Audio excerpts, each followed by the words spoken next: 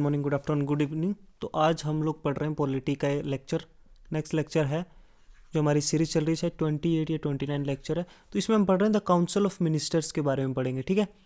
Okay, किस तरीके से वर्क करता है। देखो, जो की ऑर्गन्स हैं एग्जीक्यूटिव के जो इंडियन पार्लियामेंट सिस्टम में, काउंसिल, देखो हमने प्रेसिडेंट पढ़ा, प्राइम मिनिस्टर पढ़ा, वाइस प्रेसिडेंट पढ़ा। अब हम पढ़ रहे हैं सेंट्रल काउंसिल ऑफ मिनिस्टर, जो एक की मेंबर है एग्जीक्यूटिव ऑर्गन के, किस में, इंडियन पार्लियामेंट में। देखो, इट कंसिस्ट ऑफ, इसमें प्राइम मिनिस्टर भी आता है और अदर मिनिस्टर भी आते हैं जो असिस्ट करते हैं प्राइम मिनिस्टर को रनिंग, जो एडमिनिस्ट्रेशन रन करते हैं कंट्री की, ठीक है, जो एड और एडवाइस करते हैं प्रेसिडेंट को। देखो, कंपोजिशन, पावर और फंक्शन जो है ना सेंट्रल काउंसिल ऑफ मिनिस्टर में, वो आर्टिकल 74 और 75 ऑफ इंडियन कॉन्स्टिट्यूशन में दिया हुआ है, ठीक है। तो आज हम लोग डिटेल डिस्कशन करेंगे। देखो, आर्टिकल 74 क्या कहता है। देखो, there shall be council of minister with prime minister at the head, जो एड और एडवाइस करेगा किसको, प्राइम मिनिस्टर को एक्सरसाइज करने के लिए फंक्शंस। मतलब काउंसिल ऑफ मिनिस्टर्स होंगे जिनको हेड कौन करेगा, प्राइम मिनिस्टर, जो क्या करेंगे, एडवाइस करेंगे और एड करेंगे, मदद करेंगे प्रेसिडेंट की अपने फंक्शंस को एक्सरसाइज करने के लिए। क्या बताते हैं आर्टिकल 74।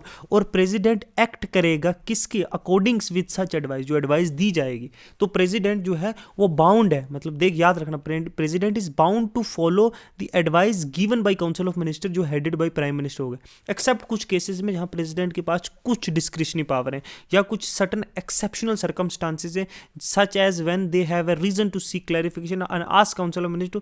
कभी कभी, वैसे तो एडर एडवाइस जो है वो बाइंडिंग है, कभी कभी प्रेसिडेंट जो है वो कह सकता है, प्रेसिडेंट जो प्राइम मिनिस्टर और काउंसिल ऑफ मिनिस्टर है, कि आप लोग जो है रिकंसीडर करो इस एडवाइस को, क्या यही डिसीजन लेना है, वो रिकंसीडर के लिए भेज सकता है, ठीक है। नेक्स्ट चलते हैं।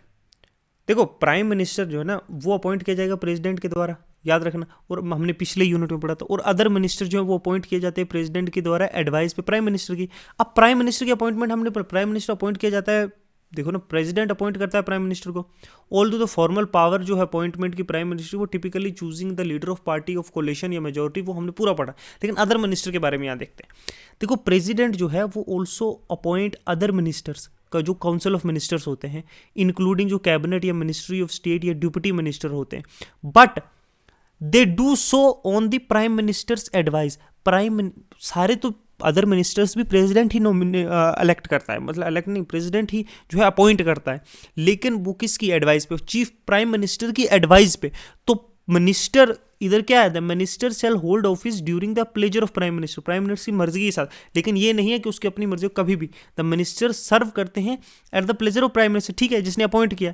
मीनिंग के they can be removed by president any time, but इसमें एक बट आ जाता है, रिमूव किए जा सकते हैं प्रेसिडेंट के द्वारा कभी भी, but this is done on advice of prime minister, prime minister की एडवाइस पे ही होगा, उसके सिवाय नहीं कर सकता, ठीक है।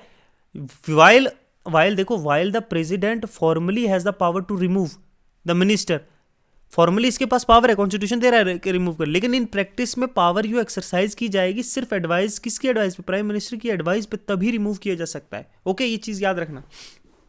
क्या उसके पास डिस्क्रिशनरी पावर है? नो। अब ये देखते हैं नेक्स्ट। देखो, जो काउंसिल ऑफ मिनिस्टर हैं शैल बी, वो कलेक्टिवली रिस्पॉन्सिबल होंगे हाउस ऑफ पीपल, किसको, मतलब लोकसभा को। और जो सेंट्रल ऑफ काउंसिल ऑफ, जो सेंट्रल जो काउंसिल ऑफ मिनिस्टर्स हैं, जो इंक्लूड करता है प्राइम मिनिस्टर भी और अदर मिनिस्टर्स भी, वो कलेक्टिवली रिस्पॉन्सिबल किसको होंगे, लोकसभा को। दिस मीन्स के जो इंटायर गवर्नमेंट है वो अकाउंटेबल है लोकसभा को, ठीक है, अपने एक्शंस, अपनी पॉलिसीज, अपने डिसीजंस के लिए। अगर लोकसभा वोट ऑफ कॉन्फिडेंस पास करेगा, वोट ऑफ नो कॉन्फिडेंस पास करेगा, तो अगेंस्ट काउंसिल ऑफ मिनिस्टर तो पूरी गवर्नमेंट को रिजाइन देना पड़ेगा, उसमें प्राइम मिनिस्टर भी इंक्लूड होता है। ये इंश्योर करता है कि एग्जीक्यूटिव जो है रिस्पॉन्सिबल रहे लेजिस्लेचर को। ये एक फंडामेंटल फीचर है जो पार्लियामेंट्री सिस्टम ऑफ गवर्नेंस का, ठीक है। एक और चीज याद रखना यहाँ पे कि president shall not be entitled to act in accordance with the advice of council of minister unless he is satisfied कि council of minister has a confidence of house। देखो, प्रेसिडेंट जो है दी गई एडवाइस जो काउंसिल ऑफ मिनिस्टर की नहीं मानेगा तब तक, जब तक वो सेटिस्फाई नहीं है कि जो काउंसिल ऑफ मिनिस्टर्स और जो प्राइम मिनिस्टर है, मतलब वो उस पर कॉन्फिडेंस है हाउस ऑफ पीपल का, मतलब वो मेजोरिटी में है लोकसभा में, ठीक है। ये इंपॉर्टेंट, ये क्लॉज जो है रीइंफोर्स करता है पार्लियामेंट्री प्रिंसिपल्स, मतलब कि काउंसिल ऑफ मिनिस्टर को है वो हमेशा जो है मेजोरिटी रखनी होगी लोकसभा में जो रूलिंग करेगी। तो प्रेसिडेंट जो है एक्सपेक्ट किया जाता है कि वो एक्ट करे एडवाइस पे प्राइम मिनिस्टर की, काउंसिल ऑफ मिनिस्टर की, बट एक कंडीशन है अपॉन काउंसिल ऑफ मिनिस्टर कि वो हमेशा मेजोरिटी में होनी चाहिए लोकसभा में, तभी एक्ट करेगा। ये एक एक्सेप्शन है, हमेशा याद रखना। इफ एट एनी पॉइंट, अगर किसी पॉइंट पे भी काउंसिल ऑफ मिनिस्टर जो लूज कर देते कॉन्फिडेंस ऑफ लोकसभा, मतलब मेजोरिटी लूज कर देते हैं लोकसभा में, मेंबर ऑफ पार्लियामेंट जो है उनके कम हो जाते हैं जितनी मेजोरिटी चाहिए, तो प्रेसिडेंट मस्ट इंटरवीन और पूछ सकता है प्राइम मिनिस्टर के कि वो स्टेप डाउन करे और डिसॉल्व करे लोकसभा को और कॉल करे नए इलेक्शंस के लिए। समझे? अब आर्टिकल 77 देखते हैं। देखो, जितने भी एग्जीक्यूटिव एक्शंस है गवर्नमेंट के ऑफ इंडिया को, वो shall be express to be taken, किसके नाम पे लिए जाते हैं? प्रेसिडेंट के नाम पे लिए जाते हैं जितने भी एग्जीक्यूटिव एक्शंस होते हैं गवर्नमेंट के। एग्जीक्यूटिव एक्शन मतलब कि दिस क्लोज मैंडेट कि जितने भी एक्शंस जो कैरी आउट किए जाते हैं यूनियन गवर्नमेंट के द्वारा, जो सेंट्रल गवर्नमेंट है, वो किए जाएं किसके नाम पे? प्रेसिडेंट ऑफ इंडिया में, जो क्या है? एक फॉर्मल हेड है, जो नॉमिनल हेड या फॉर्मल हेड है। ठीक है? ऑल थ्रू प्रेसिडेंट जो है एक सेरेमोनियल हेड है, स्टेट का सेरेमोनियल हेड है, मतलब रियल पावर जो है, एग्जीक्यूटिव पावर्स जो है इन प्रैक्टिस में वो एक्सरसाइज तो प्राइम मिनिस्टर के दिए किए जाती है पार्लियामेंट्री सिस्टम में, और काउंसिल ऑफ मिनिस्टर के द्वारा जो रियल एग्जीक्यूटिव है। देयरफॉर कोई भी गवर्नमेंट का एक्शन, कोई ऑर्डर, कोई डिग्री, कोई डायरेक्शन जो फॉर्मली इशू किया जाए प्रेसिडेंट के नाम पर, इवन थो इस डिसीजन इज मेड, ये डिसीजन काउंसिल ऑफ मिनिस्टर्स का होता है प्राइम मिनिस्टर की लीडरशिप पे, लेकिन नाम किसके पर? प्रेसिडेंट के नाम पे इशू किया जाता है। ये बात याद रखना। आर्टिकल 77 ये कहता है, देखो, प्रेसिडेंट शैल मेक रूल्स और कन्वीनियंस, कैसे कन्वीनियंट ट्रांजैक्शन ऑफ बिजनेस होगी, गवर्नमेंट कैसे रन होगी स्मूथली, प्रेसिडेंट उसके लिए कानून बना सकता है, और कैसे allocation among the ministry of said business, और बिजनेस को कैसे अमंग मिनिस्ट्रीज में जो है डिस्ट्रीब्यूट करेगा, इस तरीके से गवर्नमेंट रन करो। Rule for transaction of business, ये क्लॉज जो है ये प्रेसिडेंट को जो है अथॉरिटी देता है कि वो एस्टैब्लिश करे रूल जो रेगुलेट करेंगे यूनियन गवर्नमेंट के कंडक्ट ऑफ बिजनेस को। ये रूल्स इंक्लूड करते हैं कि डिसीजंस जो बनाए गए हैं वो कैसे, कम्युनिकेशंस जो फ्लो होगा डिफरेंट डिपार्टमेंट्स के अंदर, जो रिस्पॉन्सिबिलिटीज़ जो डिफरेंट मिनिस्ट्रीज़ को दी गई हैं उनमें आपस में जो है कम्युनिकेशन कैसा रहेगा। ठीक है? ये ट्रांजैक्शन ऑफ बिजनेस होता है जो मिनिस्ट्रीज में, ये प्रेसिडेंट का है। अब एलोकेशन ऑफ बिजनेसेस हो गया, एडवाइस करेगा, डिसाइड करेगा कैसे बिजनेस ऑफ गवर्नमेंट डिवाइड किया जाएगा वेरियस मिनिस्ट्रीज में। ठीक है? Council of minister, prime minister जो हेडेड है वो हैंडल करेंगे डिफरेंट पोर्टफोलियोज और रिस्पॉन्सिबिलिटीज। ठीक है? लेकिन यहाँ देखो, president shall on advice of prime minister from time to time issue करेगा डायरेक्शन एज ए मैनर जिसमें बिजनेस जो है गवर्नमेंट का कंडक्ट होगा और एलोकेट होगा मिनिस्ट्री। ये क्लॉज एम्फसाइज करता है कि प्रेसिडेंट जो एक्ट कर रहा है एडवाइस ऑफ प्राइम मिनिस्टर पे, वो इशू कर रहा है डायरेक्शंस के कैसे गवर्नमेंट रन की जाए, गवर्नमेंट के बिजनेसेस कैसे कंडक्ट किए जाएंगे। This direction also involve matters जैसे विच मिनिस्टर जो रिस्पॉन्सिबल है विच एरिया ऑफ गवर्नमेंट, कौन सा मिनिस्टर किस एरिया ऑफ गवर्नमेंट को रिस्पॉन्सिबल है, मतलब होम को, डिफेंस को, क्या है, स्ट्रक्चर कैसा होगा एग्जीक्यूटिव फंक्शन का, ऑर्डर ऑफ जो बिजनेस ऑफ प्रोसीजर है वो गवर्नमेंट कैसे फॉलो करेगी। इट इज़ प्राइम मिनिस्टर, उसकी कैबिनेट जो की रोल प्ले करती है एडवाइस करने में प्रेसिडेंट को कि कैसे तुमने एलोकेट करना है और ऑर्गेनाइज करना है रिस्पॉन्सिबिलिटी वेरियस मिनिस्ट्रीज़ की। समझे? कैसे मिनिस्ट्रीज वेरियस काम करेंगी, ये प्राइम मिनिस्टर और कैबिनेट में जो है उसकी कैबिनेट वो जो है प्रेसिडेंट को एडवाइस करती है किस किस तरह से इनको देनी है। ठीक है? डिफरेंट मिनिस्ट्रीज, कोई होम में, कोई डिफेंस में, कोई फाइनेंस में, कोई हेल्थ में, कोई एजुकेशन में, उनके डिफरेंट काम कैसे होंगे, कैसे स्मूथ रनिंग ऑफ बिजनेस होगा। ठीक है? यही आता है आर्टिकल 78। मैं आर्टिकल वाइज से पढ़ा रहा हूँ आपको, ये सिंपली भी पढ़ा सकता हूँ लेकिन मैं शुरू में कोट करता हूँ। इसमें कहता है ये ड्यूटी है प्राइम मिनिस्टर की कि वो कम्युनिकेट करे प्रेसिडेंट को सारे डिसीजंस जो काउंसिल ऑफ मिनिस्टर ने लिए हैं एडमिनिस्ट्रेशन रिलेटेड जो अफेयर ऑफ इंडिया है, और प्रपोज करे लेजिस्लेशन के क्या क्या किया जा सकता है। वो सारी इन्फॉर्मेशन एडमिनिस्ट्रेशन और अफेयर रिलेटेड और प्रपोजल जो है, जो मतलब कानून बिल हम प्रपोज करेंगे लेजिस्लेशन के लिए, वो प्रेसिडेंट को, है ना, जब प्रेसिडेंट उनको बुलाए तो वो उनको बताए सारी इन्फॉर्मेशन, अंधेरे में नहीं रखना। अगर if president so required to submit for consideration of council of ministers, जो मैटर्स, जो डिसीजंस जो ऑलरेडी मिनिस्ट्री ने ले लिया है but which has not been considered by council, ministers ने डिसीजंस कुछ ले लिए हैं, वो काउंसिल ने अभी तक, काउंसिल ऑफ मिनिस्टर्स ने सामने अभी तक नहीं देखा है, तो प्रेसिडेंट क्या कर सकता है कि वो कंसिडरेशन जो है काउंसिल ऑफ मिनिस्टर्स की जो है सबमिट करवा सकता है।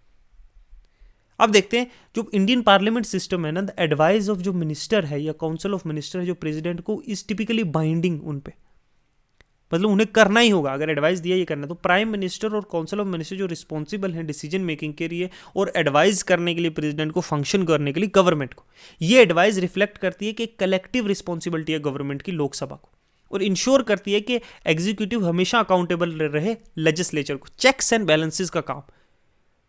और प्रेसिडेंट जो है, जो एडवाइस दी जाती है वो जनरली फॉलो करती है कुछ कॉन्स्टिट्यूशनल एक्सेप्शंस में, जहां प्रेसिडेंट इंडिपेंडेंटली एक्ट कर सकता है अपने डिस्क्रिशनरी पावर्स में। ओवरऑल जो नेचर है मिनिस्ट्रियल एडवाइजेस का, जो अंडरस्कोर करता है parliamentary nature of Indian political system, जो सेंट्रल रोल है प्राइम मिनिस्टर का और काउंसिल ऑफ मिनिस्टर का, वो is in guiding the executive. तो प्रेसिडेंट एक गाइडिंग लाइट का काम करता है, कहाँ, काउंसिल ऑफ मिनिस्टर्स और प्राइम मिनिस्टर के साथ। अब ओथ कैसे है मिनिस्टर्स की, जो काउंसिल ऑफ मिनिस्टर, देखो अदर मिनिस्टर जो हैं in council of minister, including जो कैबिनेट मिनिस्टर या मिनिस्ट्री ऑफ स्टेट या डिप्टी मिनिस्टर हैं, वो सिमिलर ओथ लेते हैं ऑफिस एडमिनिस्ट्रेशन की बाय द प्रेसिडेंट। और एडमिनिस्टर किसके द्वारा की जाती है, प्रेसिडेंट के द्वारा ये ओथ एडमिनिस्टर की जाती है। ये आइडेंटिकल है टू दैट जो प्राइम मिनिस्टर की है, but with specific designation of roles. देखो ये टेक्स्ट है कि आई नेम, मतलब जो यहाँ पे मिनिस्टर है उसका नाम होगा, डू स्वेयर के नेम ऑफ गॉड कि that I will bear true faith and allegiance to the constitution of India as by the law establish. ये देखते रहना, ठीक है। ये ओथ ली जाती है जब that I will uphold sovereignty and integrity of India and I will faithfully and conscientiously discharge my duty as a minister of government of India, then and that I will do right in all manner of people in accordance with constitution and without law, do without fear or fever, affection or ill or will। Just like president minister भी pledge करते हैं discharge करने के लिए अपनी duty, impartially uphold करेंगे constitution. लेकिन यहाँ एक ओनली डिफरेंस ये है ओथ में कि is that is taken in the capacity of individual ministry role in the government, कि इन माई कैपेसिटी, ठीक है। सैलरी अलाउंसेस देखो, सैलरी जो है ना और अदर मिनिस्टर्स की जो है, कैबिनेट की या मिनिस्ट्री ऑफ स्टेट की या डिप्टी मिनिस्टर की, वो गवर्न की जाती है by salary and allowances act है जो 1952 का। एग्जैक्ट अमाउंट वेरी कर सकता है, डिपेंड करता है लेवल ऑफ मिनिस्ट्री के। सैलरी एक कैबिनेट मिनिस्टर की जो है अदर देन प्राइम मिनिस्टर, वो मंथली 1,60,000 है, ठीक है। Salary is same all types of minister, whether they are cabinet minister या मिनिस्ट्री ऑफ स्टेट या डिप्टी मिनिस्टर है, सबकी सेम है, ठीक है। ये मैंने ऊपर कैबिनेट की बताई, ठीक है। अब ministry also receive other allowances that include residence allowance है, ट्रैवल अलाउंस है, use of government provided vehicles, इन सब के लिए आप उनको अलाउंसेस वो अलग से मिलते हैं, ठीक है। मिनिस्ट्री को ऑल्सो इंटाइटल है कि वो ऑफिशियल रेजिडेंस मिलते हैं।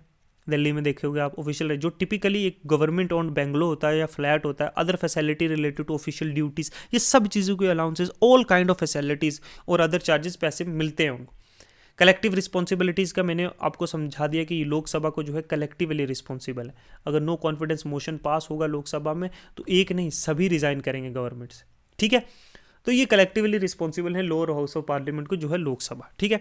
कैबिनेट को रिजाइन करना पड़ेगा अगर नो कॉन्फिडेंस मोशन पास हो जाए। अब इंडिविजुअल रिस्पॉन्सिबिलिटी देखो, when minister share collectively responsibility, collective responsibility भी है लेकिन कुछ इंडिविजुअल रिस्पॉन्सिबिलिटीज हैं अपने पोर्टफोलियोज और डिपार्टमेंट्स के लिए।